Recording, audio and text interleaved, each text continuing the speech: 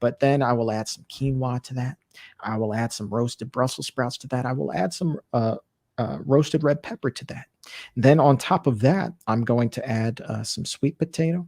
I'm going to add some banana peppers. I'm going to add a little bit more, maybe some wild rice. I don't know. Just carb it up, man. Don't be afraid of your carbs. Eat your good healthy carbs, as many as you want.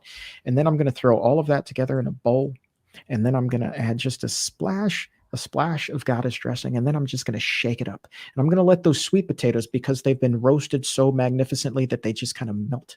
And I'm going to let that do the coating. The majority of the salad dressing is coming from the sweet potato, so you don't even have to worry about a bunch of fat from the salad dressing. Clever. And then you have that with a little bit of pita and hummus, and you sit back and you are in seventh heaven. It is so good. So good. You got me hungry now just talking about it. I love how you passionately describe what you eat now, just like you were describing the drive-through in a way.